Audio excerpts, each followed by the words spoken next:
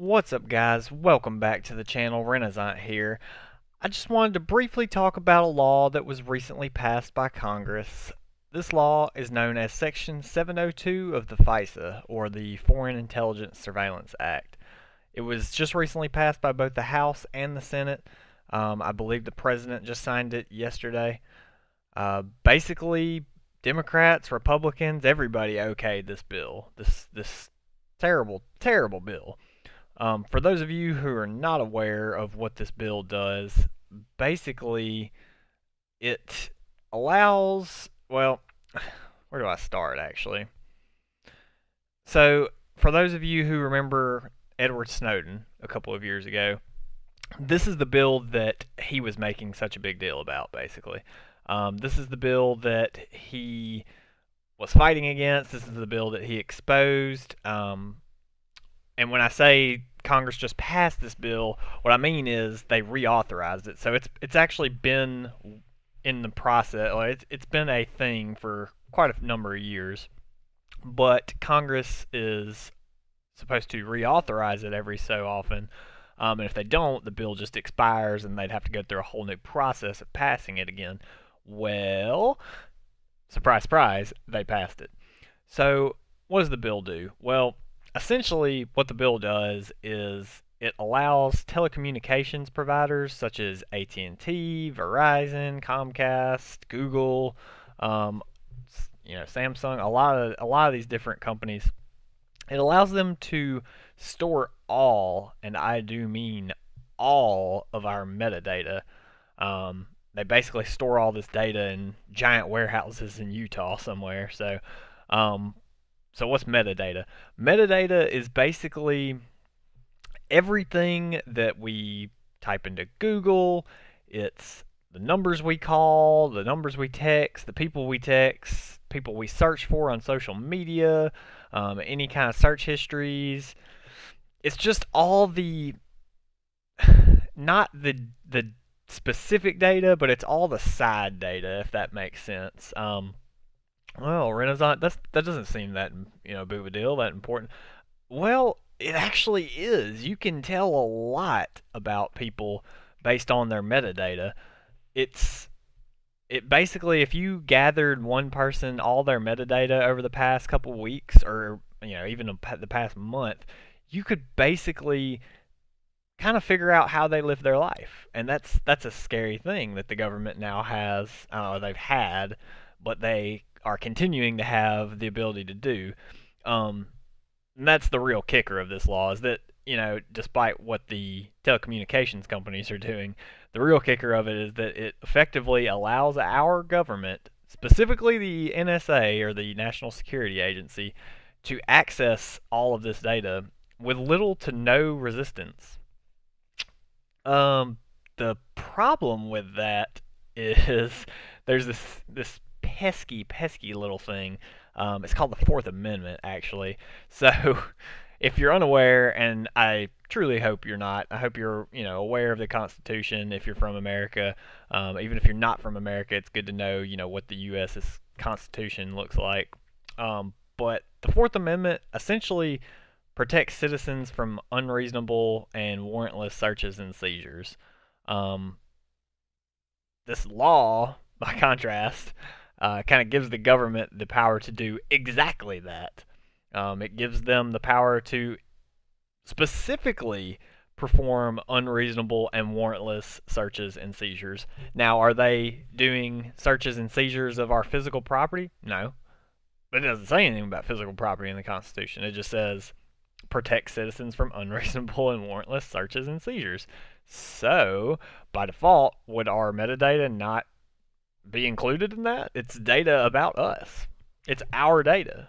For one, we pay for these services most of the time. So like Verizon, we pay our phone bill. That data is ours. And you say, well, I mean, it's Verizon's too.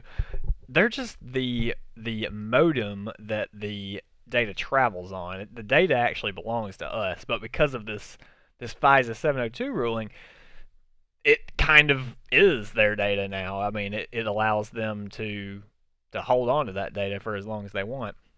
And you're going to say, well, but Renaissance, if it goes against the Fourth Amendment, can't a court just overturn the law? Well, unfortunately not. Um, there are special courts already in existence. They are called FISA courts, or Foreign Intelligence Surveillance Act courts. Um, what these courts do is they can issue what amounts to secret warrants to the intelligence agencies that gives them the power to do these massive, broad, sweeping bulk data collections. And guys, this is truly scary. Specifically to anybody that values personal liberty or personal privacy and whatnot. Basically, the government says, we want to catch a terrorist. We want to catch the next Osama bin Laden. Okay, great. Awesome. Nothing wrong with that. But then what do?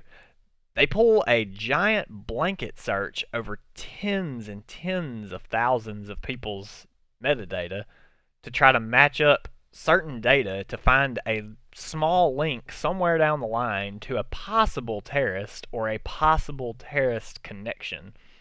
And all of this is approved by the court system. You know, it's approved by these FISA courts. So it's perfectly okay. Nothing wrong with that. This is a blatant disregard for the Constitution and should be stopped immediately. You know, Edward Snowden, hate him or love him, did he do some traitorous stuff? Yeah, sure. But the stuff that he did was necessary. I'm glad that he told us that, hey, your government's spying on you. That's something we need to know. And what he did brought light to this issue years ago. And why he did it was he had the hope that people would then use this information to make better decisions. You know, better decisions at the polls, basically, really, and demand their politicians vote against this terrible, terrible policy. Sadly, that has not happened. There are dozens of senators and representatives and lobbyists and whatnot from the telecommunications companies on both sides of the aisle that have voted for this measure to be reauthorized. There was dozens the last time this measure came up for reauthorization during the Obama administration. So you cannot say that, oh, it's a Trump thing. You know, Trump signed it yesterday, and a Republican Congress passed it, but just a couple years ago, Obama signed it and a Democratic Senate passed it at that time. So it's not a Republican or a Democrat thing, it's a liberty thing. There are some senators out there like Wyden, who is a Democrat, and Rand Paul, who is a Republican. Both of them are civil liberty proponents, so they obviously fought it. I believe a couple years ago, Rand Paul actually filibustered the reauthorization of this for, God, it was like 10, 11, 12, 13 hours, something like that. He filibustered it for a hot minute. And that goes to show you there are some politicians in D.C. that are trying to stop this mass spying effort by the government on us. But the majority of them are not. And my assumption, at least, would be they haven't gotten these representatives, these senators and these Congress people, they have not gotten enough earfuls from their constituents saying, do not do this. I do not want y'all to do this. So, I implore each and every one of you, if you truly value your right to privacy, and that's not saying, oh, you have something to hide or something like that. I have nothing to hide. I just don't want the government knowing every single thing about me, and you shouldn't either.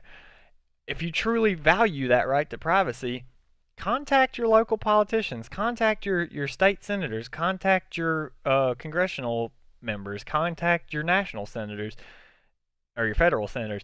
Contact these politicians and let them know.